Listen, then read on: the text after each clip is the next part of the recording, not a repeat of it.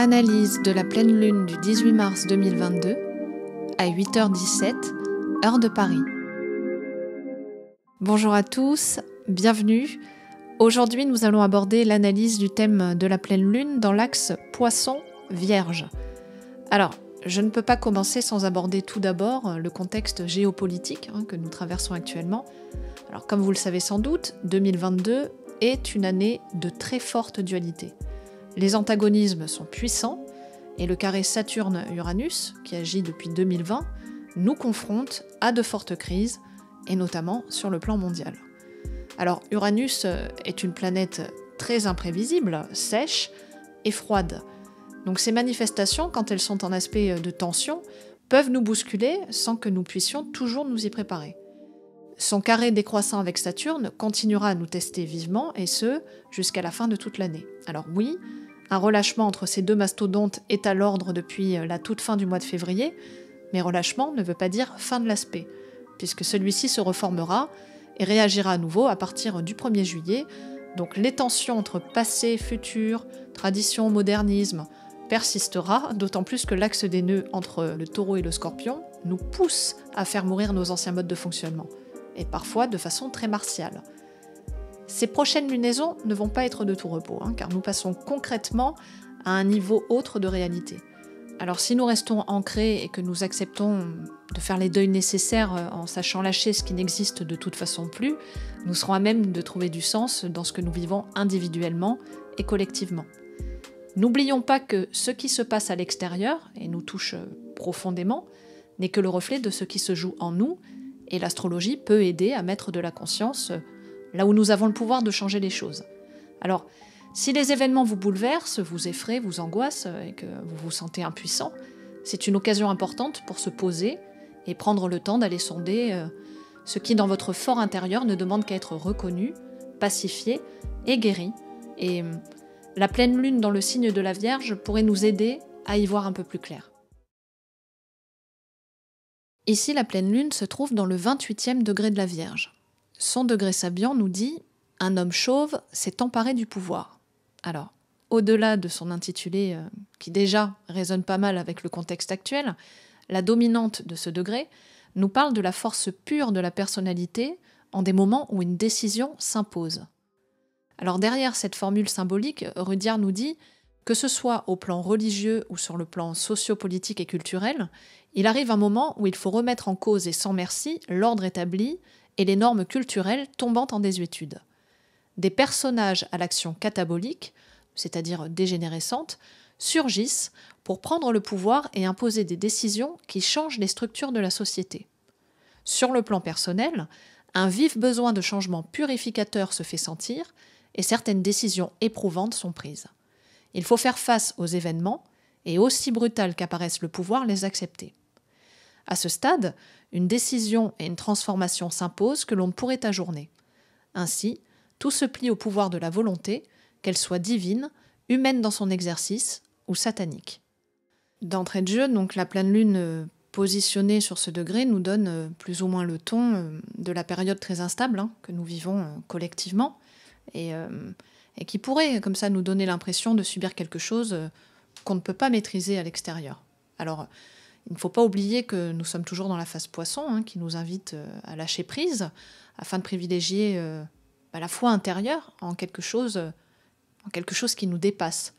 Donc collectivement, que ce soit sur le plan social, géopolitique, la division est plus que jamais mise en exergue. Et donc nous sommes les témoins d'une guerre qui se matérialise cette fois-ci de façon notoire, mais dans le fond, l'énergie est toujours la même.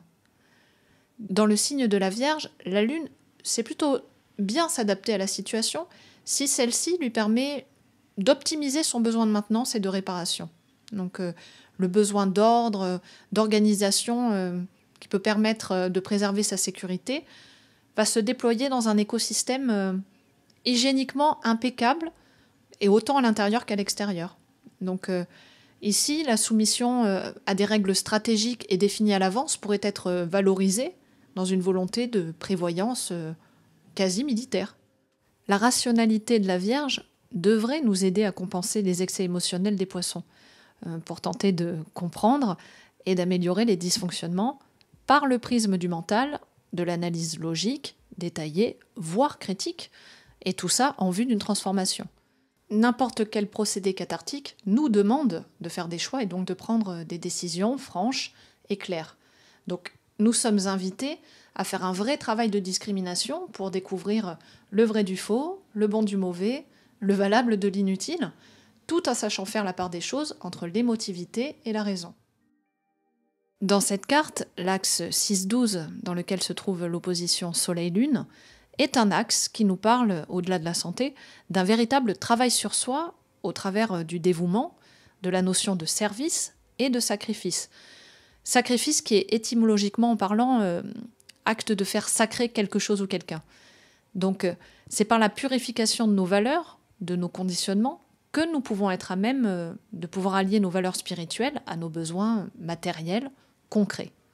Donc c'est un axe de service qui, bien au-delà du cliché de servilité, doit pouvoir se transcender en de véritables actes de foi. En maison 6, la lune en vierge se trouve dans sa maison naturelle, tout comme le soleil en poisson en maison 12. Donc les énergies de cette pleine lune seront d'autant plus fortes dans cette opposition entre les deux luminaires. La lune est ici coincée entre deux sesquis carrés qu'elle forme avec Vénus et Uranus. Donc ici, les émotions risquent d'être malmenées, dues à des antagonismes puissants qui risquent de provoquer de plus en plus de tensions et beaucoup de nervosité. Donc les esprits peuvent s'égarer et nos valeurs, nos sentiments ne semblent plus alignés à ce qui semble se jouer. Opposé à Neptune et au trigone à Pluton, la confusion entre ce qui nous semble réel de ce qui ne l'est pas pourrait provoquer davantage de conflits, car nous pourrions à ce moment-là être traversés par de mauvaises impressions. Que ce soit d'un côté ou de l'autre, nous pourrions avoir tendance à voir soit tout blanc, soit tout noir, sans jamais être certains que notre positionnement soit le bon. Donc les inquiétudes pourraient être vives, et certains pourraient profiter de la situation pour manipuler les masses, en jouant sur la corde sensible. D'autant plus qu'à ce moment-là, les émotions seront à leur paroxysme. Alors, en évitant de sombrer dans le piège des émotions négatives relayées en boucle, nous serons plus à même d'y voir clair pour pouvoir, en conscience, passer cette étape avec le plus de billes en poche, et cela passe par le tamisage de nos émotions à la lumière d'une analyse approfondie. Le soleil se trouve donc sur le 28e degré des Poissons. Le symbole sabian nous dit « Dans un potager, la pleine lune laisse voir toutes sortes de légumes bien mûrs ». Ici, la dominante est de donner pleinement réponse aux besoins essentiels de l'individu. Selon Rudyard, ce degré symbolise l'abondance adaptée à certaines demandes et exigences ayant acquis un caractère individuel. Ne serait-il pas question ici des besoins de cette pleine lune en Vierge qui demande à ce qu'on lui rende des comptes précis, rationnels et analytiques selon les décisions prises par nos différents dirigeants, à moins que leur volonté ne soit inspirée par des croyances, leur laissant penser ce qu'il est bon de faire au nom de toute une population. En maison 12, le soleil dans les Poissons nous invite à développer notre volonté d'aide et de soutien, tout comme notre besoin de purge intérieure. Donc c'est une véritable fin de cycle qui se joue à cet endroit-là, et si nous évitons de vouloir y regarder, nous risquerions de développer des maux étranges et une profonde instabilité émotionnelle. Le soleil ici peut se sentir appelé à fantasmer de nouveaux modes de fonctionnement. L'imagination est fertile, vagabonde, mais peut aussi manquer cruellement d'énergie pratique. N'oublions pas non plus que la maison 12 peut représenter les ennemis cachés. Donc au vu du contexte, il ne serait pas étonnant qu'à ce moment-là, nous ne soyons toujours pas en mesure d'y voir parfaitement clair, et la méfiance sera toujours de rigueur et de toutes parts. Notons que le signe intercepté du Bélier se trouve dans la maison 12 et pourrait nous indiquer des forces martiennes qu'on aurait du mal à canaliser. Donc il ne serait pas impossible que l'on nous cache derrière un discours à vocation, dirons-nous, humanitaire, voire humaniste, une volonté bien moins compatissante qu'il n'y paraît. Sa conjonction séparante d'avec Jupiter et Neptune pourrait donner de l'importance à la volonté d'aide et de soutien. Donc l'optimisme sera peut-être moins béat, mais l'aveuglement continuera à augmenter le risque de bévue si l'on ne se tempère pas. Ces aspects bien canalisés pourraient faire penser à un acte de missionnaire. Seulement, au vu du contexte que nous sommes en train de vivre, il me semble que la foi n'est pas forcément connectée à de bonnes vibrations. Le sextile à Pluton accentue la détermination à aller au bout de ses objectifs, de façon souterraine, voire occulte. Donc, soyons extrêmement prudents avec ce que nous pouvons voir et entendre, car il n'y a rien de plus facile que de vouloir manipuler les masses en temps de crise en jouant sur les peurs d'un inconscient collectif à fleur de peau. D'un point de vue personnel, ce peut être un très beau moment pour les inspirations artistiques et créatives. Mercure se trouve dans les Poissons depuis le 10 mars. Donc son degré sabience sur le 14e degré nous dit une grande dame drapée dans son renard, qui traite du recours à l'intelligence et à la ruse comme protection contre les orages et les épreuves de la vie. Dans tout conflit de pouvoir, au-delà de l'épée de la volonté, il nous faut également un bouclier afin de nous protéger. L'intelligence et la perspicacité peuvent servir de camouflage à la sécurité de fraternité. Le charme pourrait également jouer un rôle. Le renard symbolisant la ruse nous indique bien ici une notion de duperie et de stratégie. Dans le signe des Poissons, Mercure n'est pas vraiment à l'aise, puisqu'il est en exil et en chute. Donc il y a vraiment une difficulté à communiquer parce que la raison et le sens analytique est comme noyé par une sensibilité qui pourrait empêcher de pouvoir se faire comprendre correctement. Le sens pratique peut également faire défaut et le risque de confrontation le mettre dans une position compliquée parce que le signe des Poissons préfère fuir les conflits plutôt que de s'y confronter. Donc les malentendus pourraient susciter encore plus de confusion et augmenter les tensions de tous les côtés. En maison 12, là aussi, le manque de rationalité pourrait faire défaut. Donc les médias pourraient avoir bien du mal à nous permettre de rassasier notre besoin de vérité, et la propagande pourra battre son plein. Donc là aussi, prenez le maximum de recul et choisissez avec soin où et comment vous allez à la pêche aux infos. En conjonction à Jupiter, Mercure peut avoir tendance à voir large, à globaliser les choses, quitte à minimiser des détails importants. Donc cet aspect pourrait là aussi accentuer la difficulté à comprendre clairement ce qui se passe. On pourrait nous mettre en avant certains sujets plutôt que d'autres, histoire de noyer les poissons et éviter les sujets fâcheux. Mercure va utiliser la ruse, le charme, et jouer sur les émotions, donc prudence. Nous serons davantage sensibles ici à ce qui nous meut, ce qui fait vibrer, à défaut d'une réalité, alors peut-être moins reluisante, mais réelle, si l'on veut bien faire l'effort de la voir. Ce peut être là encore très bénéfique d'un point de vue personnel, si vous estimez avoir besoin de vous échapper de la réalité pour toute activité créatrice ou en lien avec l'humain, mais cet amas dans les Poissons, dans la période que nous vivons, peut clôturer une année astrologique dont on ne voudrait pas réellement faire le bilan objectif.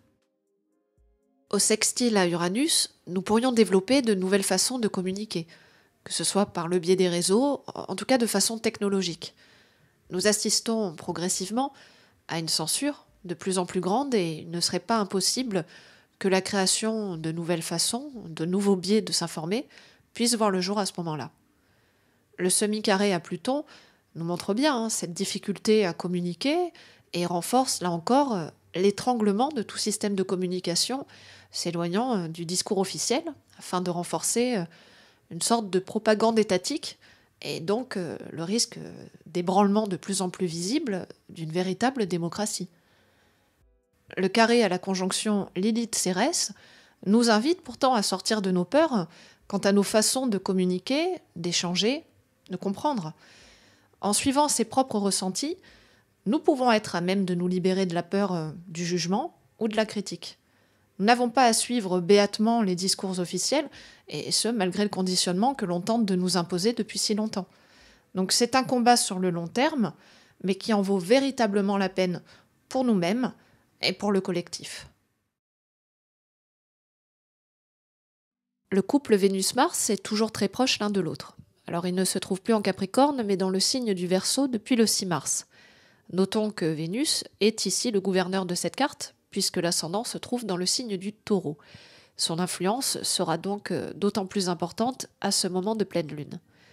Dans le Verseau, les amants du zodiaque revendiquent un besoin de liberté et d'indépendance. Vénus n'a pas vocation dans ce signe à quelconque sacrifice, et encore moins à des engagements trop étouffants. Quant à Mars, il aura davantage de facilité à agir de façon individualiste dans son affirmation plutôt que par la force. Ils sont toujours en conjonction avec Vesta, qui va accentuer cet élan de dévotion pour retrouver l'harmonie et l'indépendance. Donc nos valeurs qui ont été longuement passées en revue dans le Capricorne et transformées sous les feux de Pluton pourraient enfin donner un élan neuf aux engagements que nous pouvons prendre. Libérés du joug des convenances, nous pourrions être à même de refuser enfin de nous soumettre à tout ce qui pourrait nous contraindre à des valeurs traditionnelles et périmées. La maison 11 représente, entre autres, les alliances et tout ce qui peut concerner la paix publique. Il ne serait donc pas étonnant que des avancements dans ces domaines puissent arriver, ou du moins une volonté puissante d'endiguer les conflits que nous vivons actuellement. Au carré décroissant à Uranus, nous sommes collectivement invités à nous libérer de nos chaînes et ne pas accepter le statu quo des standards imposés, afin de résister contre tout élément autoritaire de la société. Certains d'entre nous pourraient devenir de plus en plus conscients que leurs valeurs sont à l'opposé de ce que la société attend d'eux. Le besoin d'individualisation est puissant, malgré un contexte qui nous presse à toujours plus de limitations pour un collectif aux contours toujours mal définis. Donc les oppositions entre la virtualité des concepts humains versus la vie concrète et ses besoins primordiaux deviennent si fortes que cela pourrait renforcer la volonté de domination autoritaire, tyrannique, cruelle. Le 28 mars, Vénus fera une conjonction avec Saturne. Donc nous pourrions ainsi nous sentir plus pessimistes quant à nos ressources, et il ne serait pas étonnant que des craintes concrètes liées à des pertes ne soient à l'ordre du jour. Cela dit, nous pourrons aussi prendre davantage de recul émotionnellement parlant à partir de cette conjonction, et nous serons plus à même à devenir plus lucides quant aux événements. Par ailleurs, cette conjonction Vénus-Saturne fera un aspect de noville avec Uranus, qui donne à cette configuration un niveau spirituel très neptunien, et donc en lien avec la compassion, la tolérance, le sacrifice, comme voie de guérison pour l'humanité. Donc c'est une vibration certes subtile, donc plutôt inconsciente, mais qui concerne l'évolution humaine en aidant à unifier des énergies, ayant pour résultat un meilleur sens de l'unité. Au trigone à la conjonction Lilith-Cérès, on peut se sentir soucieux de préserver des rapports harmonieux avec les autres. On souhaite la paix entre les individus et on peut agir de façon fluide et efficace dans nos tentatives de conciliation et de concorde. C'est donc un aspect plutôt positif en ces moments de tension qui pourrait nous permettre d'espérer une désescalade nécessaire à la préservation de nos acquis. La conjonction Chiron-Pallas peut évoquer une implication politique à la volonté de guérison.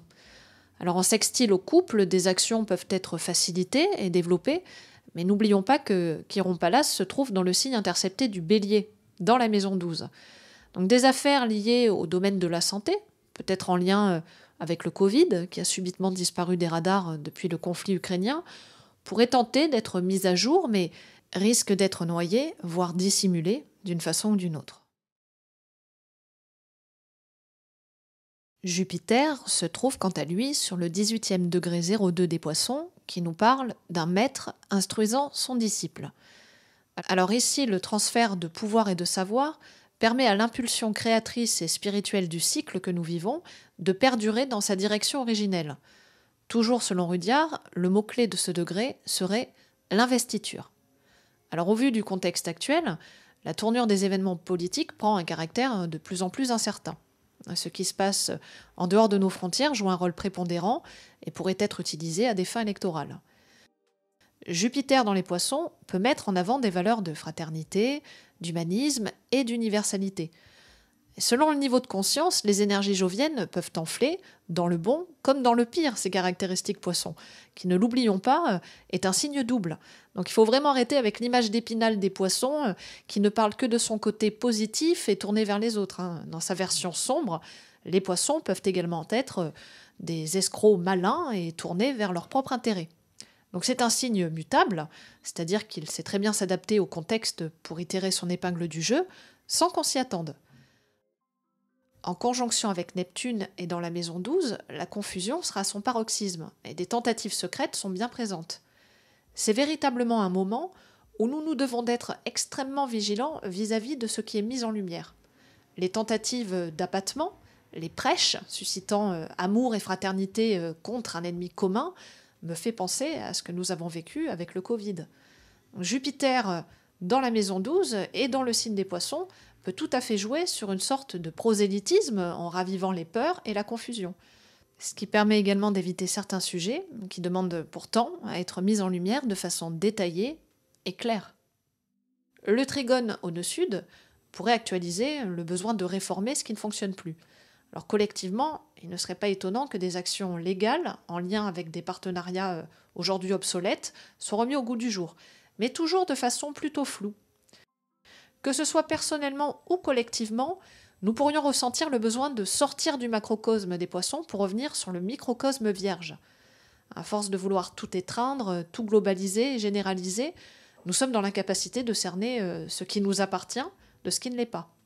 Alors cette période qui, si elle n'est pas spirituellement bien comprise, peut se transformer en quelque chose de dogmatique. Donc je ne suis pas certaine que nos dirigeants soient pour le moment en mesure de toucher cet état de grâce, et c'est bien pour cela que nous nous devons de ne pas céder au chant des sirènes, si doux et réconfortant soit-il. N'oublions pas que la maison 12 représente le sacrifice, et qu'il faut être pleinement conscient de savoir à quel autel nous déciderons de rendre sacré notre humanité, celui du pouvoir de l'argent ou du bien-être collectif.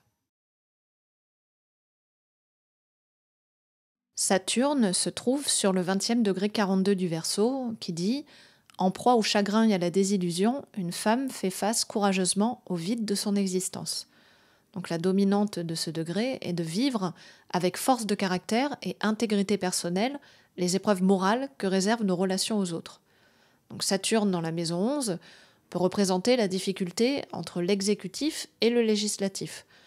Au vu du contexte actuel et d'une élection présidentielle au contour plus qu'incertain, nous pourrions rencontrer certaines problématiques d'ordre politique. Alors au carré au nœud lunaire, la tension n'en sera que plus vive et le pouvoir, le père de la nation, qui est représenté par Saturne, se trouve comme coincé entre l'ancien et le nouveau. Dans la précédente vidéo concernant la nouvelle lune du 2 mars, je vous disais déjà que nous subirons ce carré jusqu'au 5 décembre. Donc il me semble que nous arrivons à la fin d'un cycle concernant notamment la Ve République, et il ne serait pas étonnant que tous ces prochains mois nous engagent vers autre chose. Alors, ça va être difficile de toutes parts, car beaucoup d'entre nous ne sont toujours pas prêts à faire le deuil nécessaire que les nœuds lunaires nous demandent pourtant. Sa conjonction à Junon indique bien de nouvelles possibilités de partenariat et de nouveaux engagements. Une rupture a commencé, et comme dans toute rupture, il faut parfois du temps avant de pouvoir faire son deuil, pacifier une certaine colère, une certaine tristesse, déception, avant de passer à la prochaine étape. Uranus se trouve quant à lui dans le 13e degré du Taureau, qui nous parle d'un porteur chargé de lourds bagages. Alors ici, il est question de se mobiliser à son propre profit. Ce degré nous dit qu'il faut supporter certaines charges, peut-être des dettes contractées à la suite de folles dépenses, ou quelque autre fardeau social. Donc cette étape est en lien avec la volonté de l'appât du gain. La maison 1 représente la nation et tous les individus à l'intérieur de celle-ci. Donc Uranus, à cet endroit, et non loin de l'ascendant, peut nous parler d'expansion rapide, de bouleversements subis, et d'une certaine manière, d'une phase dictatoriale d'un pays. Donc ici, la volonté se veut radicale, parfois brutale, et pas forcément apte au compromis. Donc nous nous devons d'être le plus flexible que possible afin d'éviter de nous trouver coincés dans des situations stériles. Ce n'est pas la première lunaison où Uranus est conjoint à l'ascendant, alors sachons nous préparer à des changements inévitables en prenant toute la mesure de nos actes et de ceux des autres. Au vu des aspects très tendus avec les deux luminaires, nous pouvons nous attendre vraiment à de vives tensions, une grande agitation due au sentiment d'étouffement et d'insécurité vis-à-vis de la population. Donc le semi-sextile à Lilith nous invite à canaliser nos peurs en quelque chose de plus positif. Le semi-sextile à Chiron pourrait quant à lui nous aider à la prise de conscience de ce qui fait souffrir. Donc je ne vous cache pas que cette pleine lune risque de créer beaucoup de bouleversements, mais elle pourrait positivement aider à réveiller certains esprits encore endormis. Neptune, au 24e degré des Poissons, nous dit « Sur une petite île au milieu de l'océan, des gens vivent en étroite osmose. » Donc la dominante est la nécessité d'accepter ses limites pour concentrer ses énergies et donner à sa vie son plein sens. Donc selon Rudyard, il est question ici de frontières à repousser entre les hommes, que ce soit d'un point de vue territorial et spirituel. Le mot-clé de ce degré est la centralisation. Donc ici, en maison 12, les énergies neptuniennes des poissons se diluent, autant dans le meilleur comme dans le pire.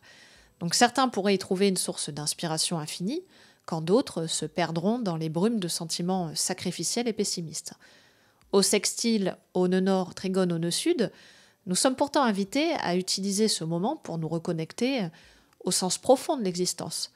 N'oublions pas que c'est toujours dans les moments les plus sombres que nous pouvons avoir la possibilité de voir la lumière en nous. Donc ici, nous pouvons avoir plus de facilité à devenir sensibles et intuitifs.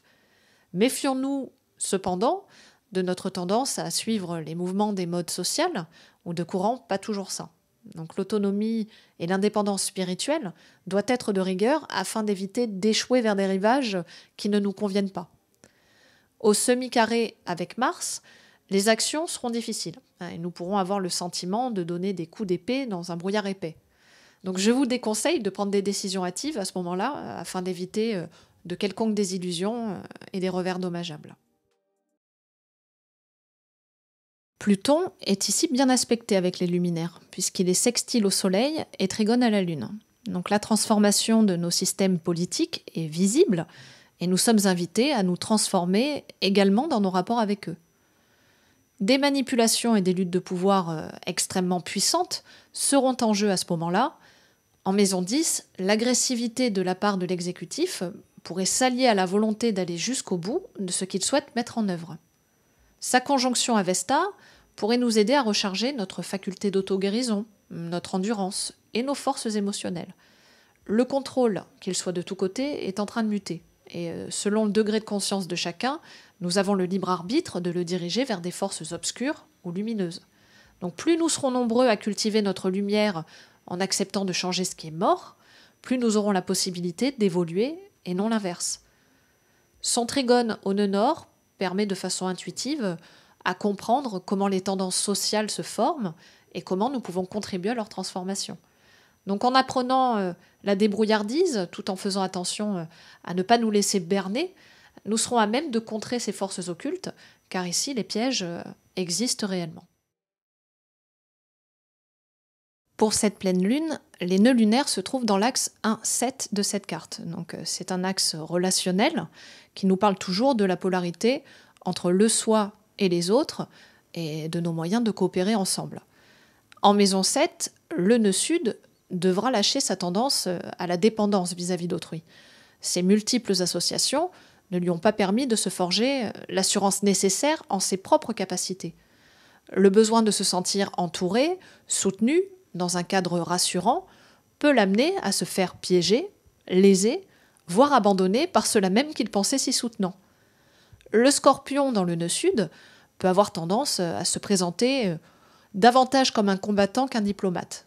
Donc Pluton, qui en est le maître et en maison 10, demande à changer les réseaux d'influence à un niveau politique. Mars, en maison 11, est directement relié aux diverses alliances. Donc ici, il y a un véritable besoin de transformation, mais qui ne doit pas se manifester de façon guerrière et vindicative. En maison 1, le nœud nord nous invite à acquérir notre autonomie et à développer notre capacité à l'idée plutôt qu'à suivre. Donc dans le taureau, nous devons de retrouver la paix, que ce soit d'abord en nous-mêmes, puis avec les autres, pour pouvoir redevenir confiants et ouverts à ce que la vie nous propose.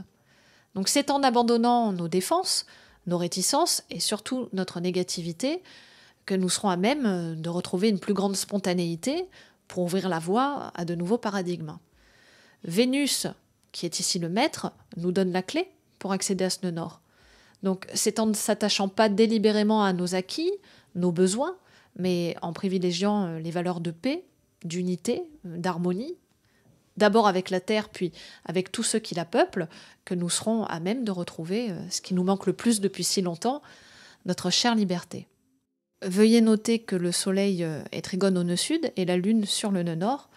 Il sera donc préférable de se focaliser sur sa sensibilité, ses ressentis, son corps, plutôt que par la volonté et les conditionnements. Donc ces aspects soulignent que ces notions seront certainement au cœur de nos préoccupations et qu'il nous sera très utile à ce moment-là de prendre le plus de recul possible pour se positionner de façon authentique. Si l'on additionne tous les chiffres à la date de cette pleine lune, nous avons le numéro 9, relié à la lame de l'ermite dans le tarot de Marseille. Alors le numéro 9 représente un achèvement. Donc il agit dans un processus de transition qui permet la transformation avant de commencer un nouveau cycle. Synonyme de sagesse, de fraternité et d'altruisme, il a la capacité de tirer la quintessence des difficultés qu'il a pu traverser pour la transmuter en quelque chose qui peut aider et guider les autres. La tolérance du 9, qui a dans ses aspects positifs su passer outre les antagonismes, peut nous permettre de saisir toutes les nuances qui se jouent dans notre vie, que ce soit à l'intérieur qu'à l'extérieur. Donc s'il ne cède pas au pessimisme, à la misanthropie ou à la révolte, il pourra être à même de franchir l'étape supérieure dans une plus grande compréhension de lui-même. L'ermite du tarot de Marseille représente le passage d'un monde à un autre. Donc au-delà de sa lanterne, il ne sait toujours pas où il va puisque la vision extérieure lui manque. C'est en se retournant sur lui-même et sur ce qu'il a vécu qu'il sera à même de pouvoir tirer les leçons de son passé tout en acceptant la finalité de son présent.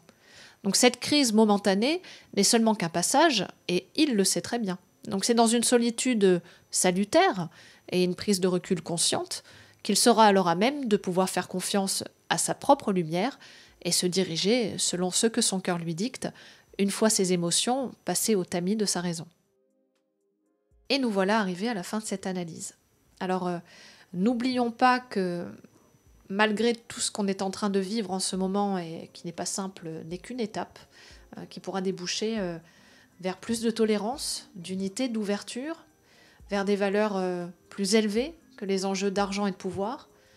Pour le moment, serrons-nous les coudes, soyons solidaires les uns vis-à-vis des autres et surtout, ne nous laissons pas tomber dans le piège de l'ostracisme qui à de trop nombreuses reprises n'a engendré rien de bon pour personne. Je vous souhaite à tous de passer une pleine lune avec un maximum de lucidité et de prise de hauteur. D'ici là, portez-vous bien, faites-vous du bien, aimez beaucoup et à très bientôt pour de nouvelles aventures astrologiques.